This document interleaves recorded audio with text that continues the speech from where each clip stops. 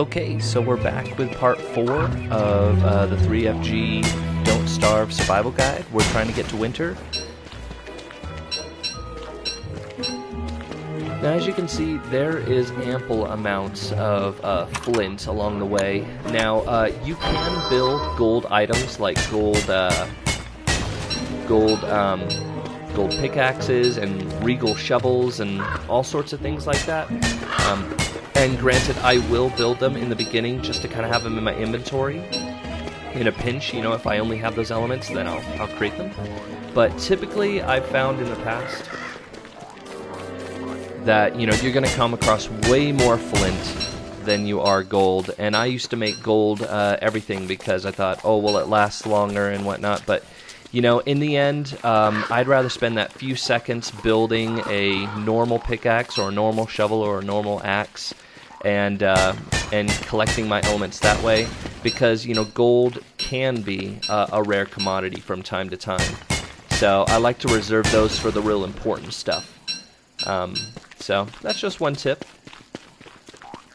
Now we are approaching day 9, and I've found typically that around day 8 and above, that's when you start experiencing hounds. And for those of you who don't know what hounds are and are new to the game, hounds are these monster dog type creatures that will randomly generate and spawn near you. They give you kind of a, I want to say maybe like a minute to 2 minute buffer, something like that, where you hear these random grunting sounds and things like that.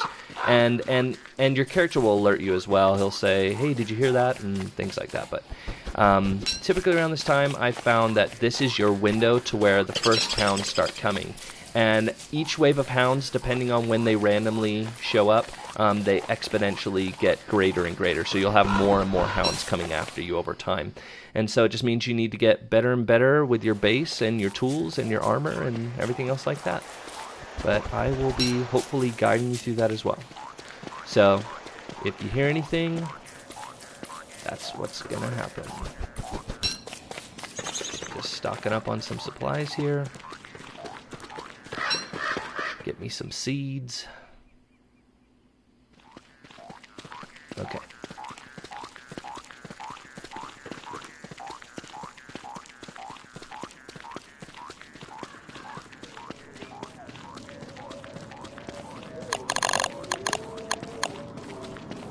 I don't feel like stopping. I want to get back to that base. Get things situated. Okay, we got a little ways to go. Not too bad. There's some warp holes, things like that, but nothing that I've actually experimented with yet, so I'm just going to keep running along the path here.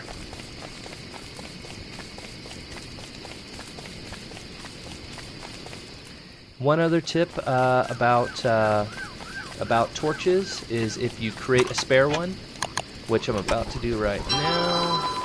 There we go.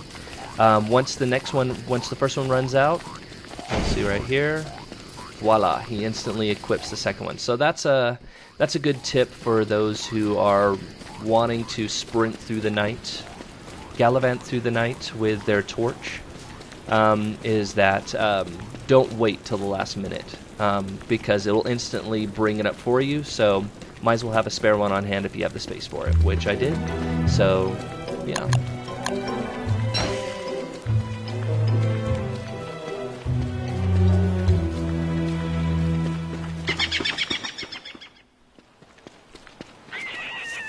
Alright, so we are back at the base. And with the time that we missed the recording, as you can see, there's just a lot more clear area. I left all the flowers because there's no need to pluck them unless they're in my way from where I'm planting, but they weren't, so left them. So what we can do is we can make the lightning rods with the gold we just made. So, you know, I've never really tested out exactly how many you need, but I'm a nervous Nelly, and I have enough supplies, so I'm actually going to make enough for each section of my base. So, threw one down at the berries, get one for my grass tufts over here. to line it up right. That's the one thing about the PS4 version versus the PC version is that you have a little more accuracy when you get to place things on the PC version. But hey, I'm not complaining. I have a PS4 and don't starve, so I'm a happy camper. So, okay, gonna line this up here. There we go. And they don't have to be dead on the elements that are planted. As long as they're near them, the lightning will go right to that rod, and you should be good. So, okay. So next thing we probably want to. Oh, actually, let's go ahead and. Oh, okay. I left stuff in there. Well, that stuff was spoiling, but that's okay because we'll cook it and it will unspoil. Well, at least to a certain degree.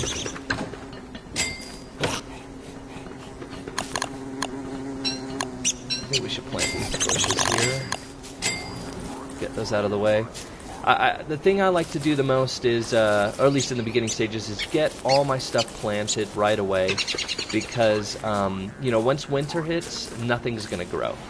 And then you're stuck in winter with these, you know, fertilized bushes, but yet nothing on them in order to collect during in a pinch.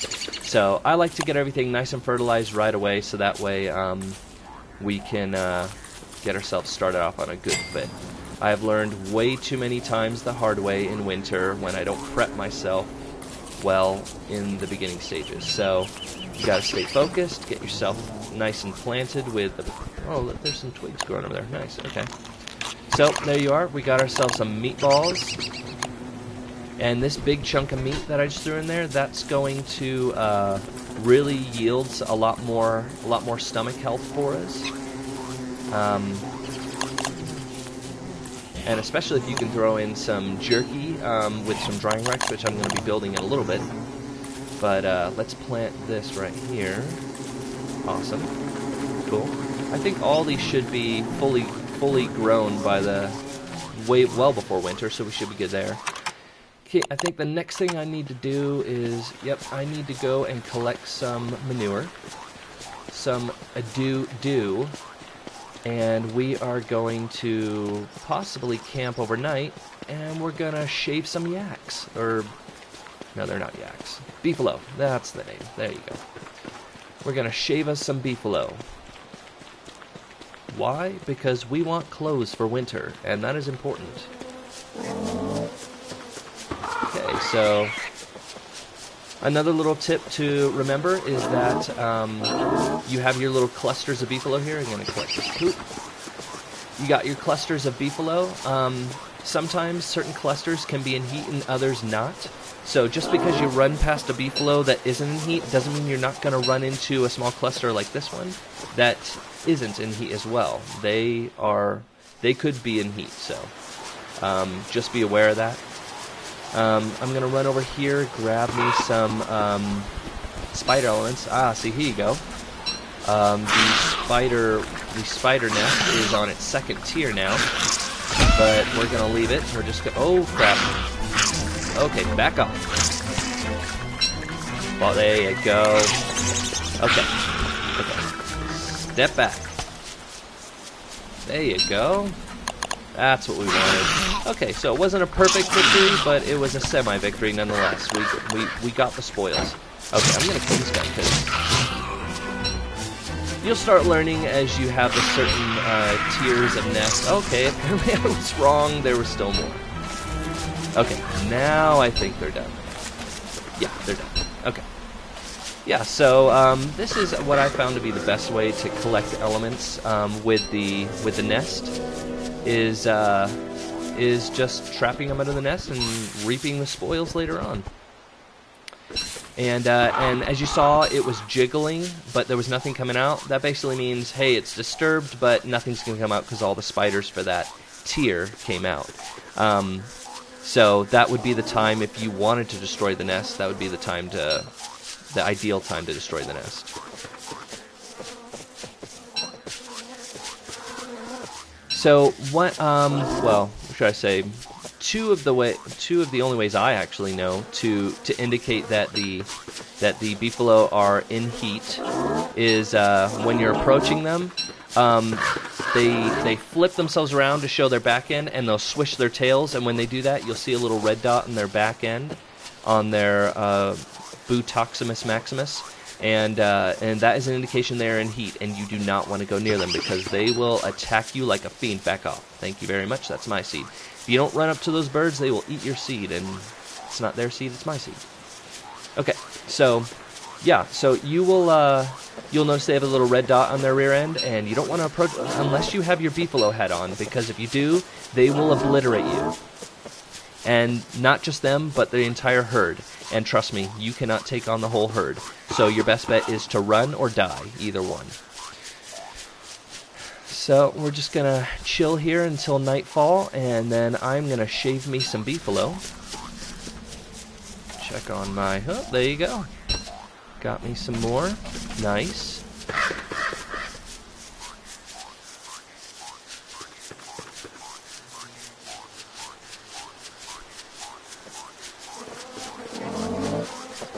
Yeah, they're getting ready to settle down. Oh, you know what? I didn't even explain the second way for the... Oh, here we go. They're falling asleep. That's it. Sleep. Sleep. Take some fire. Bam, now I can see. So let's pull out that razor and start shaving us some BEEFALO. Sorry, fellas. It's more important to me than it is to you.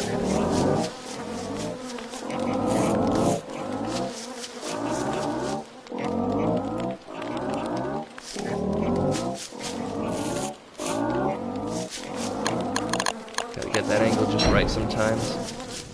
Okay, now let's find that other clan. We'll leave the fur because we have a limited window here. Ah, you can hear them already. Snore away, my friends. Snore away. Awesome. And awesome, just in time. I love it. Now, one thing also to be aware, if you're looking to get fur when they're in heat, they don't like that. And so, you will find yourself getting attacked, which I have in the past, so be aware of that. And now the monster meat that we collected from the spiders, you don't want to eat that right away, and you don't even want to cook it and eat it, because it will fill your stomach to a certain degree, but it'll also reduce your sanity, and in my experience, it's just not worth it in the end.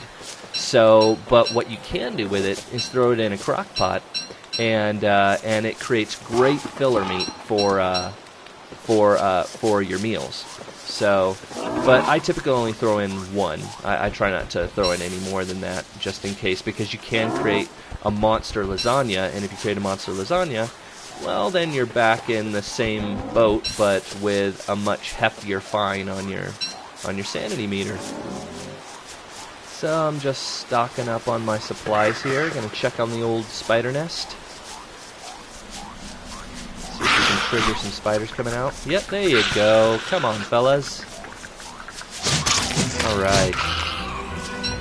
And you gone. Right. Okay, any more? Nope. Alright. Nice silk.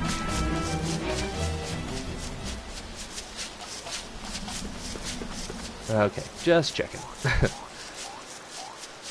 Alright, so let's go reap the rest of the spoils of the fur. Did I collect it all? I can't remember. Okay, let's get that poo while we're at it.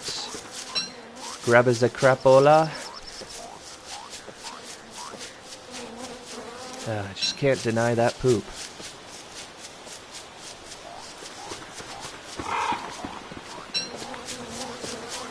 There we go. See, I knew there was some left over. Alright, okay.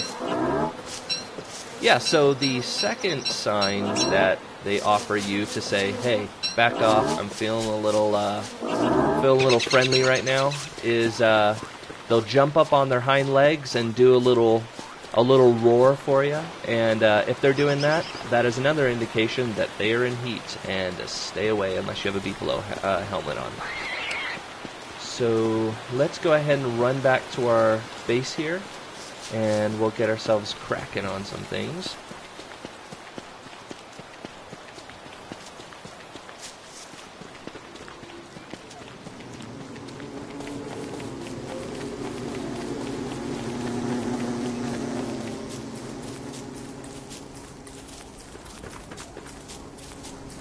Okay, so we're coming to the end of part 4. So stay tuned for part 5. Subscribe! Thanks for watching the Don't Starve walkthrough guide from 3FG. 3FG is a small community of gamers that is constantly growing. From PC to console to mobile gaming, we cover the whole gamut. So stay tuned for more videos to come, and if you haven't already, don't forget to subscribe. Thanks a lot.